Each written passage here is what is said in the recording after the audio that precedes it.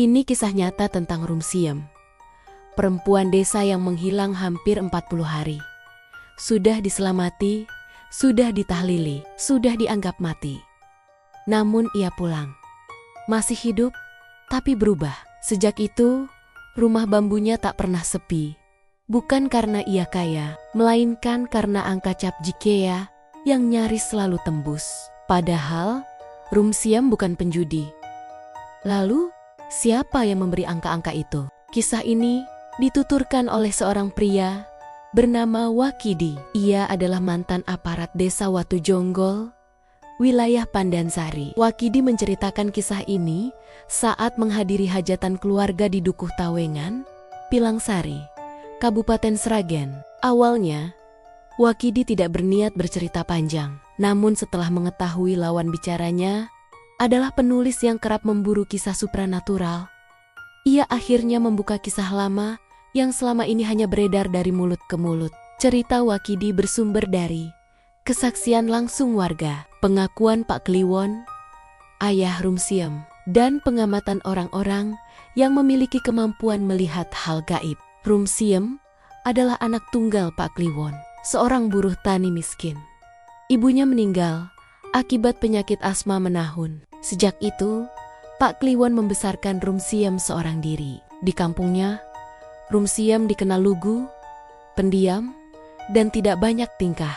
Secara fisik, ia dianggap manis dan menarik. Bahkan hingga usianya mendekati 40 tahun, kecantikannya masih sering diperbincangkan. Segalanya bermula pada suatu malam. Rumsiem menghadiri pertunjukan jaran kepang di desa sebelah. Saat pulang, ia terpisah dari teman-temannya. Karena tidak mengenal jalan, ia tersesat. Ia masuk ke area kebun jagung di kaki Gunung Warak. Di tengah kebun itu, ia melihat sosok seseorang sedang membakar jagung. Namun, ada yang janggal.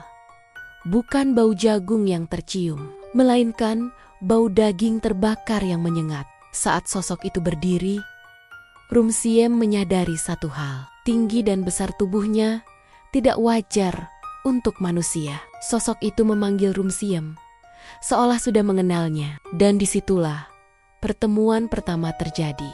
Sosok itu memperkenalkan diri sebagai Durmanto. Ia mengaku tinggal di puncak Gunung Warak. Awalnya Rumsiem mengira ia manusia biasa. Namun kemudian Durmanto mengakui hal yang sebenarnya. Ia bukan manusia.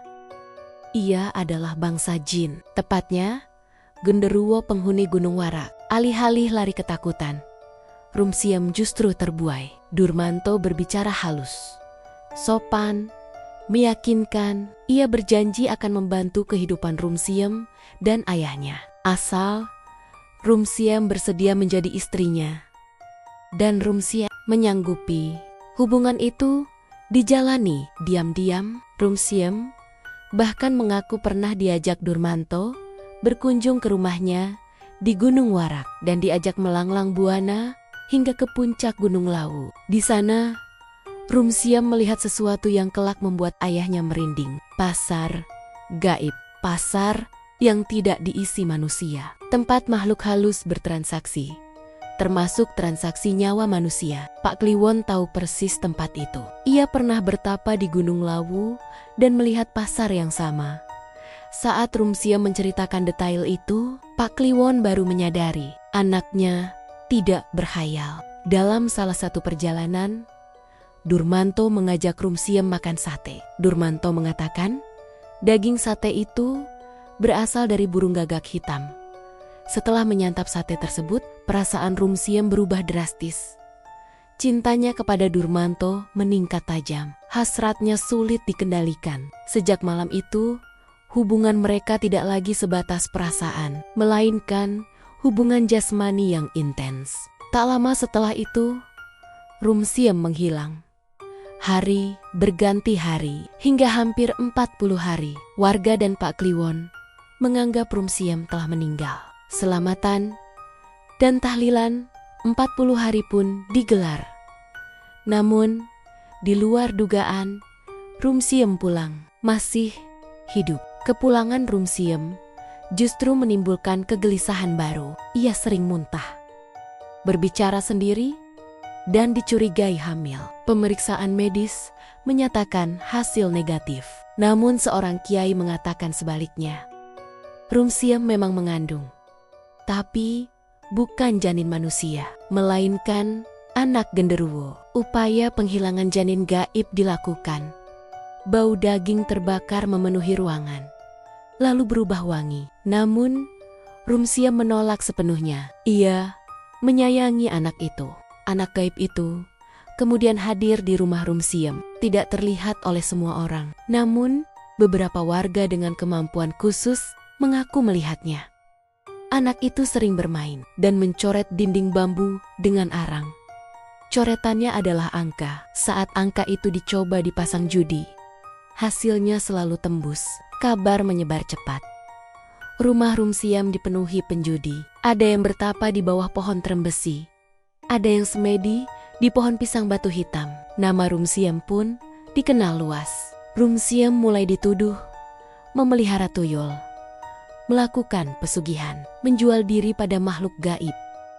Merasa bersalah secara agama, Rumsiem mendatangi seorang ustadz.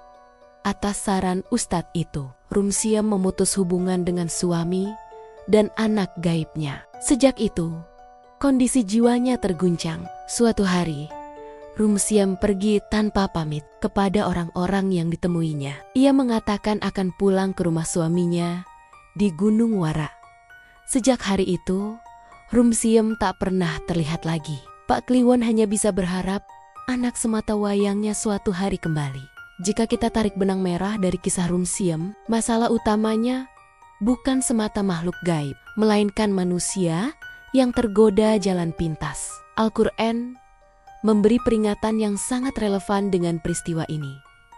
Barang siapa menukarnya dengan itu, maka ia tidak akan mendapat bagian di akhirat. Quran, Surah Al-Baqarah, ayat 102. Ayat ini berbicara tentang orang yang menukar iman dan ketenangan hidup dengan keuntungan dunia yang cepat. Dan itulah yang terjadi di rumah Rumsiem. Angka-angka memang tembus. Uang memang datang, tapi yang hilang justru rasa aman, akal sehat, dan masa depan. Keuntungan selalu datang di awal, namun harga yang harus dibayar baru terasa di belakang. Dan dari sinilah kisah Rumsiem tidak lagi sekadar cerita mistis, melainkan peringatan tentang pilihan hidup dan konsekuensinya. Apakah semua ini nyata atau hanya rangkaian peristiwa yang disalahartikan? Sekarang giliran kamu yang menilai. Tulis pendapatmu di kolom komentar, like dan subscribe agar tidak ketinggalan kisah misteri nyata lainnya. Dan untuk versi artikel lengkap, detail, dan arsip investigasi, kunjungi website kami di misterikini.com. Sampai jumpa di kisah misteri berikutnya.